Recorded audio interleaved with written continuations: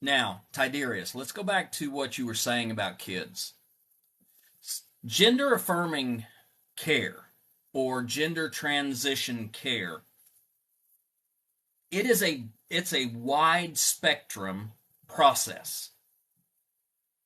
The idea of surgeries happen only at the age of consent with parental approval. In most states, the age of consent with parent approval is 16. All right?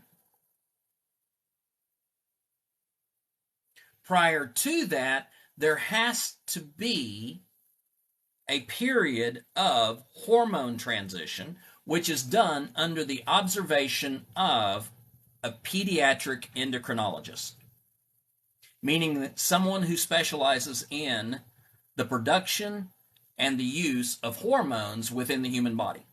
And they specialize in how that functions within minors. So before there's surgeries, there's hormone procedures. And before there's hormone procedures,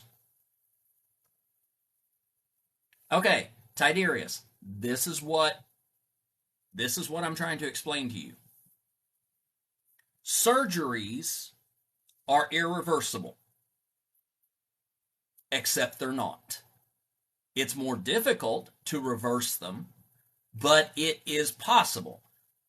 The idea that it's irreversible is the idea that it is so overwhelmingly challenged that, basically it appears to be irreversible. But those surgeries happen in the presence of therapy, advice with a doctor, parent consent, and child consent, minor consent. It is a group effort. That child is not making the only decision. The parents are not forcing that on the child. There are doctors and there are therapists involved in that. And surgery is only going to be recommended in a case when a transgender child's well-being and welfare can only be improved.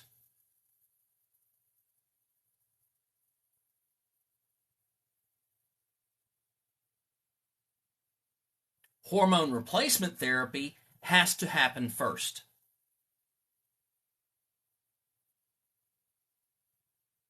There has to be a period of being on cross-sex hormones that will allow for the body to change and be more adapted to any surgical procedures. Hormones are semi-irreversible. And I say semi because there are some qualities that are irreversible and some qualities are not. For example, if I go off hormones right now, at 52 years old, I'm still going to have boobs. But in terms of some of the other things that have happened to my body, they will return to what was the default setting. Now, puberty blockers are only used in the time frame of puberty. They are typically prescribed at the onset of puberty, and they last only for the length of time until hormone replacement therapy could begin in that youth's life. Puberty blockers are not issued at the latter forms of teenage years. It is only prescribed at the outset or the onset of puberty. Now, outside of that, there's social transition.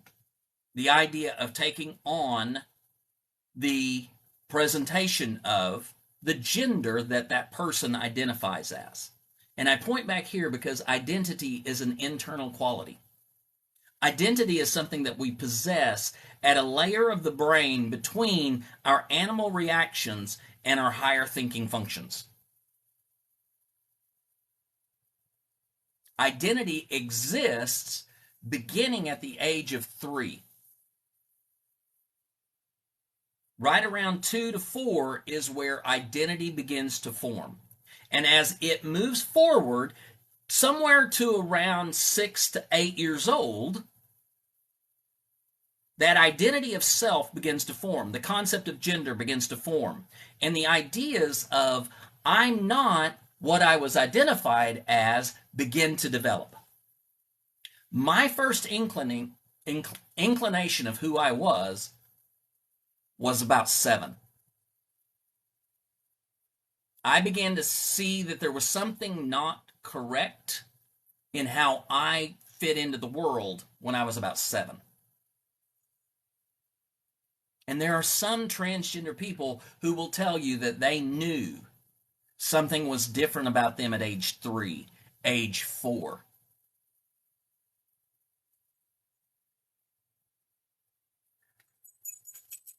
So, in the sense of social transition, it is the idea of allowing that person to present as their identity connects with. Outside of social transition, there's therapy. Sitting down with someone to explore where those feelings, where that sense is coming from. A therapist who is knowledgeable in these areas will find out, is this something that is trauma-based? Is this something that is based in disruptions in family life? Is this something that is based in another issue?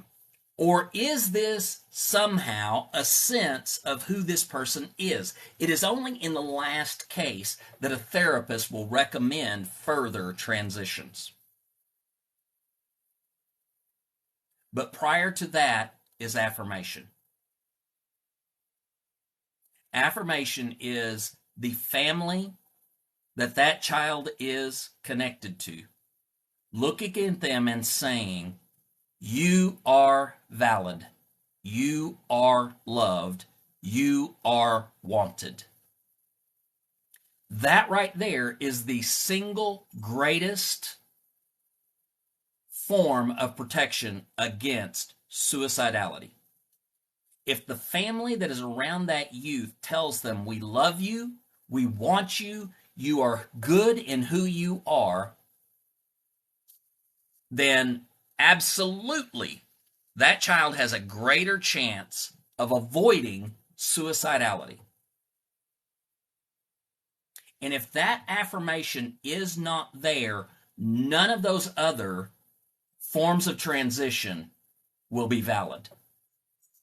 Because as long as that child or that teenager is being told, you need to be who you were born as, it will only increase the dysphoria that they experience to the point that they will not want to remain alive. That's gender affirming care.